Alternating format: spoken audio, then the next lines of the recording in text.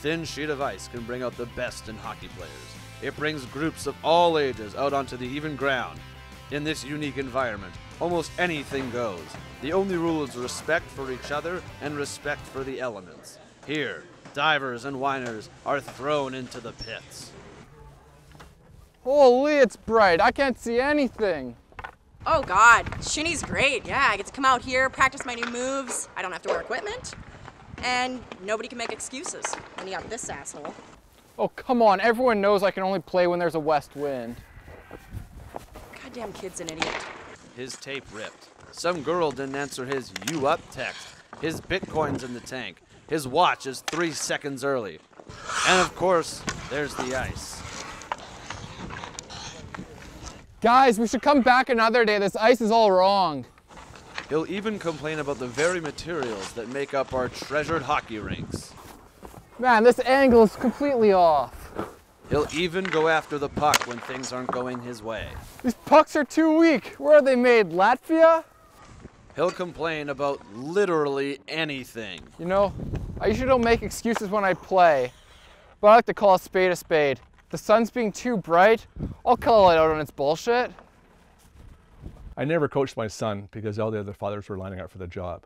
But not once did I hear a coach say a negative thing. If a kid missed a pass, they'd blame the ice, even if the idiot kid couldn't make a pass to a standing player.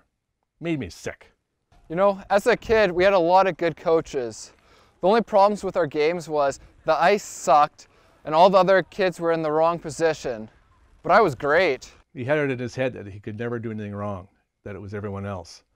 But then the other kids were quietly told the same thing.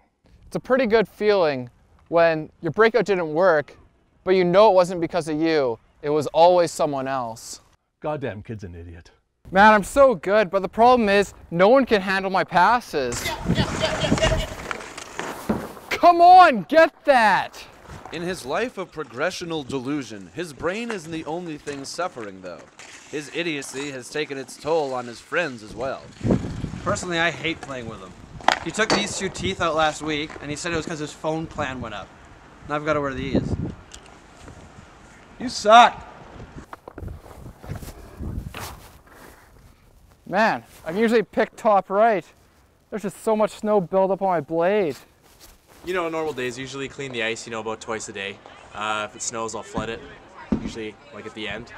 But, on perfect days like this, maybe clean it once, just let the ice do what it does.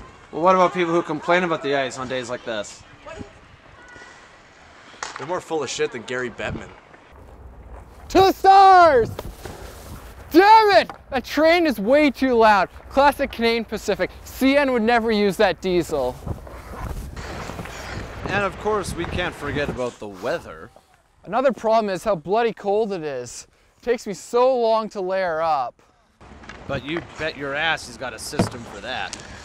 So when you're layering up, it's all about keeping the heat in your head. So you need a toque, and it's got to have strings. Underneath the toque, you got to have the hand warmers. Then you got to always bring along with you a face warmer just in case it gets a little windy.